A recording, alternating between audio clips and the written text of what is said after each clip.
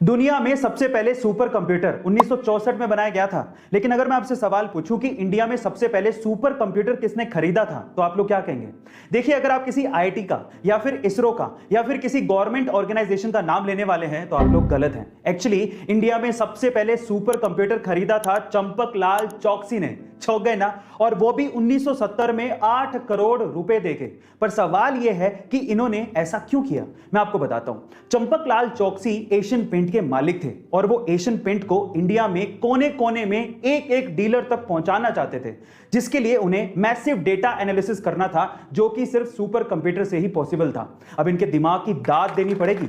इन्होंने super computer 1970 में खरीदा, तब जब कोई कंप्यूटर का नाम तक ढंग से लेना नहीं जानता था। गाइस, क्या आपको इसके पहले तक की इंफॉर्मेशन पता थी? और अगर नहीं तो कमेंट सेक्शन में जरूर लिखिएगा। और ऐसे अमेजिंग वीडियोस के लिए शेयर, सब्सक्राइब एंड लाइक। मिलता है अगली वीडियो में।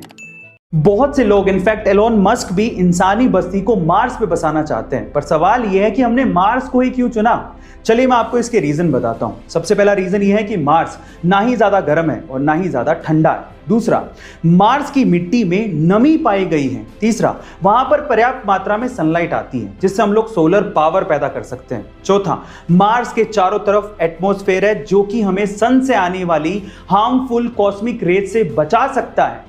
पांचवा, मार्स में डे नाइट साइकिल अर्थ के जैसी है, यानी कि लगभग 24 घंटे में ही डे नाइट साइकिल पूरी हो जाती है। और छठा, जो कि सबसे इंपॉर्टेंट पॉइंट है, हमारे सोलर सिस्टम में अर्थ के अलावा मार्स ही अकेला ऐसा प्लैनेट है जो कि हैबिटेबल जोन में आता है। गाइस, क्या इसके पहले तक इंफॉर्मेशन आपको पता थी? और अगर नहीं पता थी तो कमेंट सेक्शन में जरूर लिखिएगा। और ऐसे अमेजिंग वीडियोस के लिए शेयर, सब्सक्राइब एंड लाइक। मिलता है अगली वीडियो में।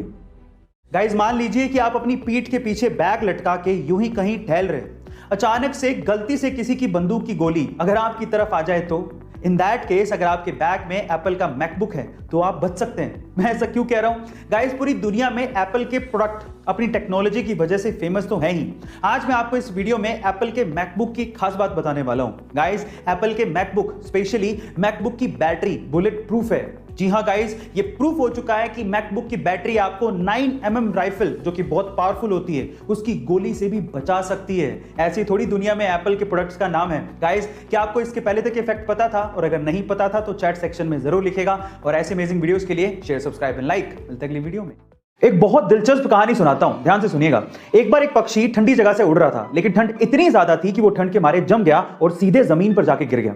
पास से एक गाय जा रही थी, जिसने पक्षी को तड़पते देखा तो उसने पक्षी के ऊपर गोबर कर दिया। गोबर की गर्मी की वजह से वो पक्षी धीरे धीरे रिकवर करने लगा, उसकी ठंड कम होने लगी और उसे एहसास होने लगा कि वो शायद बच जाएगा, जिसकी वजह से वो खुशी के मारे गाना गाने लगा। पर उसके गाने को गलती से किसी बिल्ली ने सुन लिया। बिल्ली ने देखा कि आवाज कहां से आ रही है, तब उसे समझ में आया कि गोबर में एक पक्षी है जो गा रहा है। तो उसने गोबर से पक्षी को बाहर निकाला और खा गया।